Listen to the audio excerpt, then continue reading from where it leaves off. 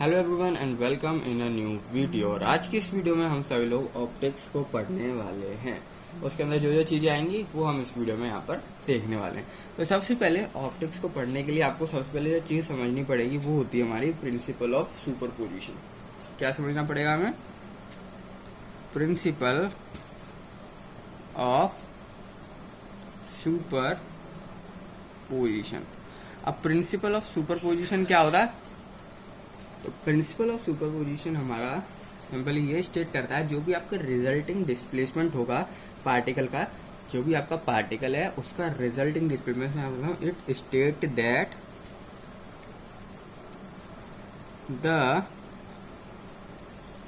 Resulting displacement of A particle of the medium acted upon by two or more waves simultaneously, जो कि हमारा सम होता है दो वेव का।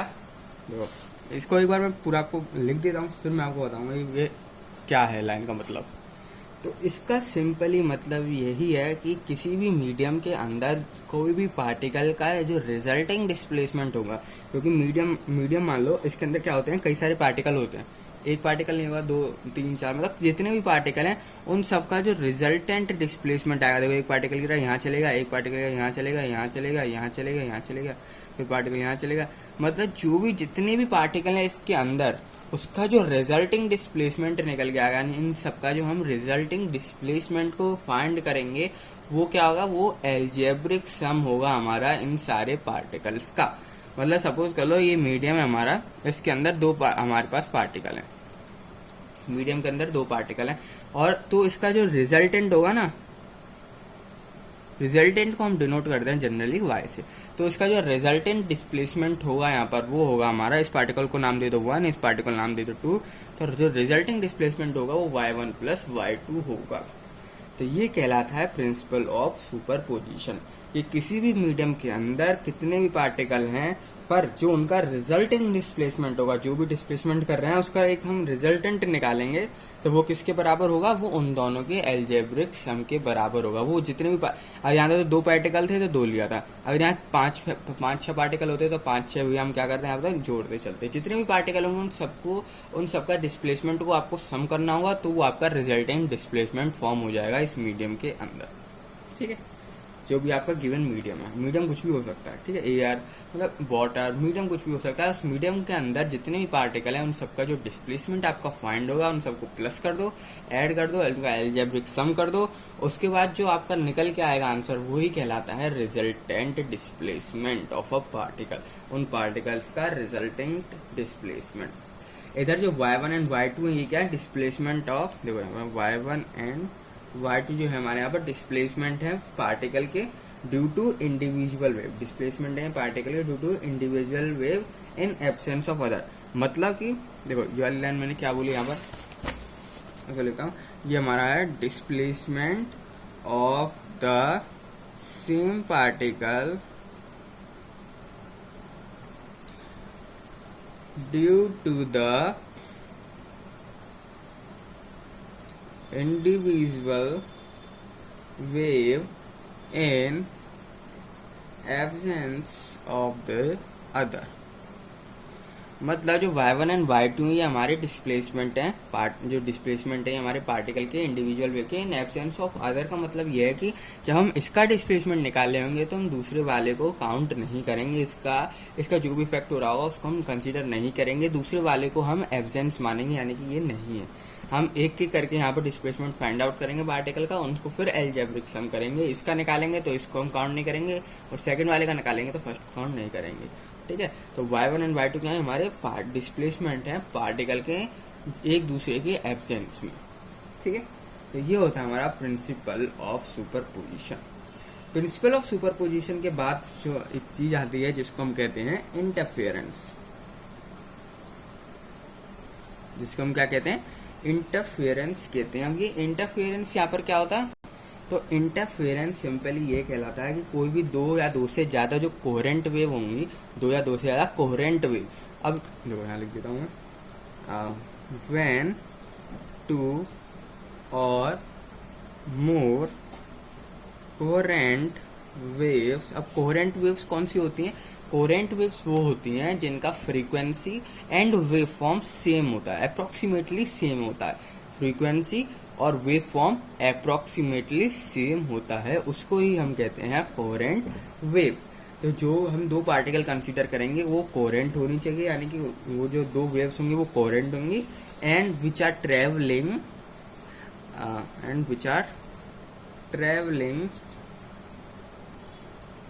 approximately along the same straight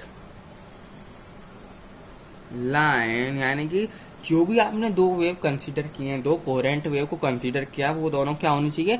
एकदम सेम, मतलब अप्रोक्सीमेटली सेम होनी चाहिए। अप्रोक्सीमेटली सेम स्ट्रेट लाइन में वो हमारी वेव जो है वो जानी चाहिए। अप्रोक्सीमेट जरूरी नहीं है कि एकदम से वो मतलब बिल्कुल ही ज्वाइन हो या फिर एक अलग ही हो गई, ऐसे जा रहेंगे, ऐसे नहीं, एकदम अप्रोक्सीमेटली स्ट्रेट लाइन, अप्रोक्सीमेटली बराबर होनी चाहिए। ठीक है, अप्रोक्सीमेटली हमारी क्या होनी चाहिए? दोनों वेव्स हमारी बराबर होनी चाहिए। ठीक है, तो ये जरूरी है। दो हमने क्या कंसीडर करना है? एक तो कोहेरेंट वेव होनी चाहिए, दो या दो से ज्यादा कोहेरेंट वेव, एक नहीं दो या दो से ज्यादा, याद रखना। यहाँ पर मैंने वन नहीं लिखा है, इसलिए याद रखना कि दो या दो से ज्यादा कोहेरेंट वेव होनी चाहिए आपके पास, जो कि ट्रेवल कर रही हैं हमारी सेम स्ट्रेट लाइन में, जो कि क्या कर रहे हैं? ट्रेवल कर रही है अप्रोक्सीमेटली सेम स्ट्रेट लाइन में। और इस तरीके से अब जब ट्रेवल करेंगे तो क्या होंगी? ये हमारी सुपर इम्पोज होंगी। ये क्या होंगी? हमारी सुपर इम्पोज होंगी। जो रिजल्टेंट इंटेंसिटी फिर फॉर्म होगी, सुपर इम्पोज होंगी। देखो इस तरीके से जा रही है, अप्रोक्सीमेटली सेम स्ट्रेट लाइन है। अब एक टाइम पे आके क्या होंगी? ये दोनों हमारी सुपर इम्पोज होंगी, यानी कि जुड़ जाएंगी दोनों। अब जैसी ये हमारी सुपर इम्पोज होगी, जो resultant intensity of light form होगी, जो भी रिजल्टेंट लाइट फॉर्म होगी, देखो पहले तो ये दो लाइट आ रही है हमारे यहाँ से, पर ज्वाइन हो, फिर तो क्या है? एक रिजल्टेंट बने। जो भी ये रिजल्टेंट लाइट हमारी फॉर्म होगी, ये हमारी यूनिफॉर्मली डिस्ट्रीब्यूट नहीं होती है। ये लाइट जो हमारी यूनिफॉर्मली डिस्ट्रीब्यूट नहीं होती है। कुछ जगह हमें मैक्सिमम मिलता है, कुछ जगह हमें मिनिमम मिलता है। इसी प्रोसेस को हम इंटरफेरेंस कहते हैं। इसी चीज को हम क्या कहते हैं? यही फिनोमिना जो हुआ है, इस फिनोमिना को ही हम क्या कहते हैं? इंटरफेरेंस कहते हैं। तो मैं क्या बताता था? अब ये मैंने आपको समझा दिया क्या है। अब इसकी डेफिनेशन देख लो, व्हेन टू और more coherent wave travelling approximately along the same straight line, यानी अप्रोक्सीमेट सेम स्ट्रेट लाइन होनी चाहिए ताकि ये क्या हो जाए? सुपर इम्पोज हो जाए। अब एकदम स्ट्रेट लाइन है तो सुपर इम्पोज होंगी? नहीं होंगी, इनफाइनाइट पे जाके होंगी। पर हमें क्या करना है? ऐसा नहीं है कि एकदम अलग ले लें, जो इस साइड जा रही है ये कभी सुपर इम्पोज नहीं होने वाली। हमें करना है अप्रोक्सीमेटली सेम स्ट्रेट लाइन, ताकि ये सुपर इम्पोज हो सके और रिजल्टेंट वेव हमारी यहाँ पर फॉर्म हो सके। तो along the same straight line, यानी along the same straight line and super impose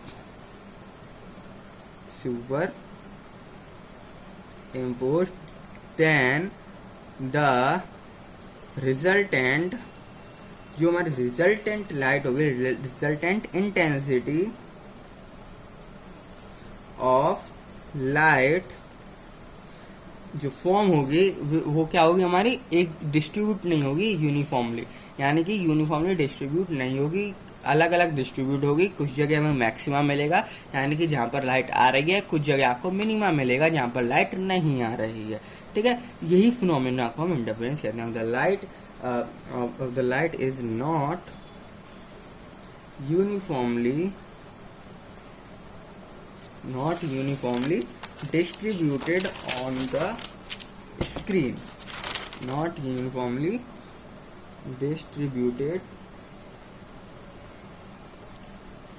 on the screen। जब यूनिफॉर्मली डिस्ट्रीब्यूट नहीं हो रही स्क्रीन पे तो क्या मिलेगा हमें? कुछ जगह मैक्सिमा और कुछ जगह हमें मिनिमा यहाँ पर मिलेगा। तो at some point we could get minimum intensity and other we get maximum intensity। कुछ जगह हमें क्या मिलेगा, मिनिमम इंटेंसिटी मिलेंगे, कुछ जगह हमें मैक्सिमम इंटेंसिटी मिलेगी। तो इसी फिनोमिना को हम क्या कहते हैं, इसी फिनोमिना को इंटरफेरेंस कहते हैं। तो this phenomena is known as interference. इसी फिनोमिना को हम क्या कहते हैं, इंटरफेरेंस कहते हैं, जिसमें क्या होता है, दो कोहेरेंट वेव्स हमारी आती हैं, एकदम अप्रोक्सीमेटली सेम स्ट्रेट लाइन में रहती हैं। दो हमारी क्या है, कोहेरेंट वेव। याद रखना, दो या दो से ज्यादा कोहेरेंट, दो भी हो सकती हैं या फिर दो से ज्यादा भी हो सकती है, पर एक नहीं, क्योंकि एक लेंगे तो सुपर इम्पोज किससे करेगी, जो रिजल्टेंट है, जो स्टार्टिंग है, वही रिजल्टेंट हमारी फॉर्म होगी एक में। तो इसलिए हम क्या है, दो या दो से ज्यादा आपकी कोहेरेंट वेव जब ट्रेवल करेंगी अप्रोक्सीमेटली सेम स्ट्रेट लाइन में, तो क्या करेंगी, सुपर इम्पोज करेंगी जब, तो हमारी एक रिजल्टेंट वेव फॉर्म होगी। वो रिजल्टेंट वेव हमारी यूनिफॉर्मली डिस्ट्रीब्यूट नहीं होगी स्क्रीन पे, जहां पर भी हम देखेंगे उसको, वो हमारी क्या नहीं, उसको देखेंगे हम स्क्रीन के ऊपर, जैसे हम देखेंगे तो वो क्या होगा, हमारी यूनिफॉर्मली डिस्ट्रीब्यूट नहीं होती है, यूनिफॉर्मली डिस्ट्रीब्यूट नहीं होती है। कहीं जगह आपको मैक्सिमम मिलेगा, कहीं जगह आपको मिनिमम इंटेंसिटी मिलेगी। ठीक है, अब ये होता है हमारा इंटरफेरेंस। इसके बाद आता है कंडीशंस हमारी होती हैं सस्टेन्ड इंटरफेरेंस, यानी अगर आपको सक्सेसफुली इंटरफेरेंस फॉर्म करना है तो उसके लिए आपके पास कंडीशन होती है, उसकी कंडीशन होती है जो कि आपको मालूम होनी चाहिए। अब क्या है, जरूरी थोड़ी है कि दो आपकी कोहेरेंट वेव ही नहीं निकली, कोहेरेंट वेव निकली, दो वेव तो ले लिया आपने, पर कोहेरेंट नहीं है। अगर कोहेरेंट वेव नहीं है तो वो हमारी क्या नहीं करेगी, इंटरफेरेंस को फॉर्म नहीं करेगी। तो यही क्या क्या चीजें होती हैं जो इंटरफेरेंस को फॉर्म नहीं करेंगी, वो ही हम यहाँ पर देखने वाले हैं। अगर वो चीज हमारी प्रेजेंट होगी लाइट के अंदर तो वो हमारी कोहेरेंट वो हमारी इंटरफेरेंस फॉर्म होगी, नहीं तो नहीं होगी। तो हम क्या देखने वाले हैं, कंडीशन ऑफ सस्टेन्ड, यानी कि सक्सेसफुल इंटरफेरेंस किस कब फॉर्म होगी, इंटरफेरेंस। तो कौन कौन सी कंडीशन है, सबसे पहले आपकी जो वेव्स होंगी ना, वेव्स आर कोहेरेंट। वेव्स आके अगर कोहेरेंट नहीं है, यानी कि उसकी फ्रीक्वेंसी और वेव फॉर्म अगर अप्रोक्सीमेटली सेम नहीं है, किसी भी वेव की अगर फ्रीक्वेंसी और इसकी वेव फॉर्म अगर अप्रोक्सीमेटली सेम नहीं है तो वो हमारी क्या है, कोहेरेंट वेव नहीं होती। अगर कोहेरेंट वेव नहीं है तो वो इंटरफेरेंस को शो नहीं करेगी, अगर वो कोहेरेंट वेव नहीं है तो वो इंटरफेरेंस को शो नहीं करने वाली है। दूसरी क्या चीज है, अब हम क्या करते हैं, इसको इस तरीके से करते हैं, जैसे कि ये मान लो और ये हमारी स्क्रीन, इसके अंदर होती है हमारी लाइट। ठीक है, ये हमारे क्या है, लाइट होती है इसके अंदर, इसको कहते हैं हम स्लिट, इसको हम क्या कहते हैं यहाँ पर, स्लिट कहते हैं। जो इसके बीच में आप डिस्टेंस देखो, इसको कहते हैं स्लिट। यहाँ से कि आपकी क्या होती है, लाइट आती है, इसके अंदर से क्या होता है, आपकी लाइट पास होती है, और इसको कहते हैं हम स्क्रीन, इसको कहते हैं हम स्क्रीन, जिसमें क्या है, कुछ जगह आपको minimum intensity of light form दिखती है, कुछ जगह आपको मैक्सिमम इंटेंसिटी ऑफ लाइट यहाँ पर दिखती है। तो दूसरी हमारी कंडीशन ये होती है कि जो आपका स्लिट होती है ना, ये जो बीच में इनका गैप होता है जहाँ से लाइट आपकी आती है, ये बहुत ज़्यादा छोटी होनी चाहिए। ये क्या होनी चाहिए, बहुत ज़्यादा नैरो होनी चाहिए। ये बहुत ज़्यादा अगर नैरो नहीं है तो ये आपकी इंटरफेरेंस फॉर्म नहीं करेगी। और आपने इसे बहुत बड़ा बड़ा कर दिया, जब आप एक्सपेरिमेंट करेंगे तो आपने अगर इसको बड़ा बड़ा कर दिया तो आपकी इंटरफेरेंस फॉर्म नहीं होगी। इसलिए इसको क्या करना है, बहुत ज़्यादा नैरो रखना है, बहुत ज़्यादा क्या रखना है, आपको नैरो रखना है। तो यहाँ पर लिख देते हैं, slit should be very narrow. आपकी स्लिट जो होनी चाहिए वो बहुत ज़्यादा नैरो होनी चाहिए। और तीसरी कंडीशन क्या है, जो आपकी लाइट है वो मोनोक्रोमेटिक होनी चाहिए। जो आपकी लाइट है वो क्या होनी चाहिए, मस्ट बी, वेव जो है आपकी वो मस्ट बी मोनोक्रोमेटिक। आपकी वेव जो है मोनोक्रोमेटिक होनी चाहिए। मोनोक्रोमेटिक से मेरा क्या मतलब है, यानी कि जो भी आपकी रे है, जो भी आपकी लाइट है, जो भी आपकी रे है ना, उसका एक ही सिंगल कलर होना चाहिए, एक सिंगल रे होनी चाहिए, यानी कि एक ही लाइट आनी चाहिए, एक ही लाइट। ऐसा नहीं है कि यहाँ पर एक और लाइट आ गई, फिर यहाँ पर एक और लाइट आ गई, और ठीक है, और इस लाइट, यहाँ इस वाली लाइट का कलर ऑरेंज है, इस वाली का येलो है, तो ये नहीं होना चाहिए। तो ये हमारी मोनोक्रोमेटिक लाइट नहीं कहलाती। मोनोक्रोमेटिक लाइट वो लाइट कहलाती है जो कि एक रे हो, यानी कि एक ही रे हो हमारी, और उसमें क्या हो, एक ही कलर, येलो है तो येलो ही है, ऑरेंज है तो ऑरेंज है, जो भी कलर है वो एक ही सिंगल कलर होना चाहिए। कलर का तो मैंने बताया, सिंगल कलर होना चाहिए और सिंगल रे होनी चाहिए, जब भी वो लाइट हमारी मोनोक्रोमेटिक लाइट यहाँ पर कहलाती है। अगर ये तीन कंडीशन आपके पास सेटिस्फाई नहीं हो रही हैं तो आप इंटरफेरेंस को फॉर्म नहीं कर सकते हो।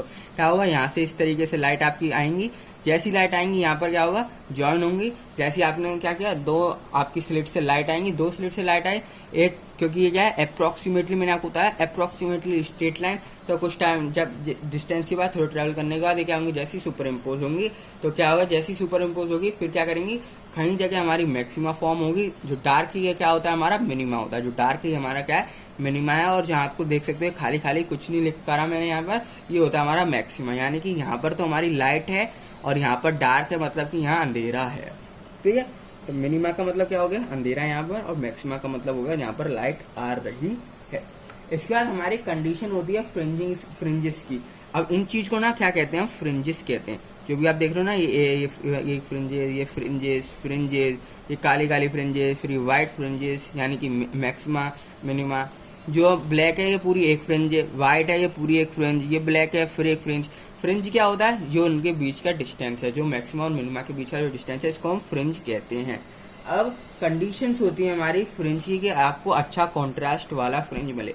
मतलब कि यहाँ पर डार्क, एकदम डार्क आ रहा है यानी कि बहुत अच्छा फ्रिंज है, एकदम लाइट पड़ रही है यानी कि वो बहुत अच्छा फ्रिंज है, यानी मैक्सिमा के लिए वो बहुत अच्छा फ्रिंज है।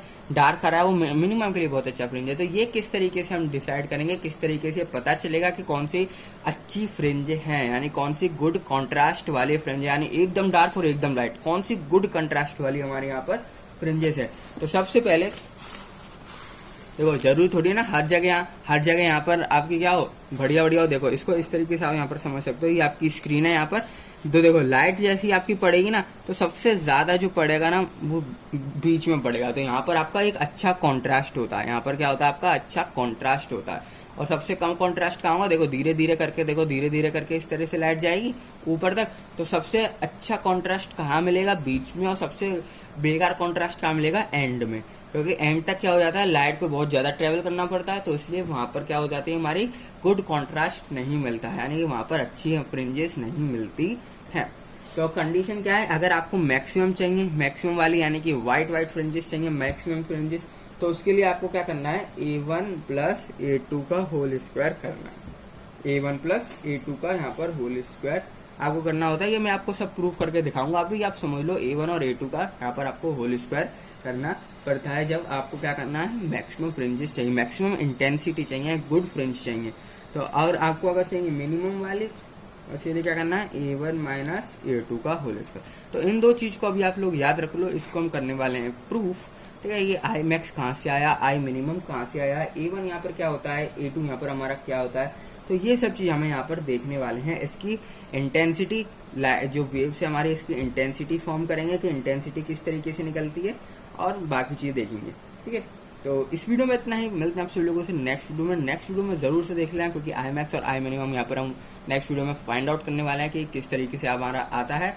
और इस वीडियो में इतना ही। मिलते हैं आप सभी लोगों से नेक्स्ट वीडियो में। और हाँ, नेक्स्ट वीडियो में ये पूरा का पूरी चीज जो है ये हम समझने वाले हैं कि ये फॉर्म हो कैसे रहा, लाइट जा रही है, ये फॉर्म कैसे हो रहा है। क्योंकि इस तरीके से ना आपको ज़्यादा समझ में नहीं आएगा, उसमें हम पूरा यही समझने वाले हैं कि किस तरीके से हमारी फॉर्म हो रही है, क्या क्या स्टेप्स यहाँ पर हमारे चल रहे हैं वेव्स के, ताकि वो इंटरफेरेंस यहाँ पर फॉर्म करे। ठीक है, तो इस वीडियो में इतना ही। मिलते हैं आप सभी लोगों से नेक्स्ट वीडियो में।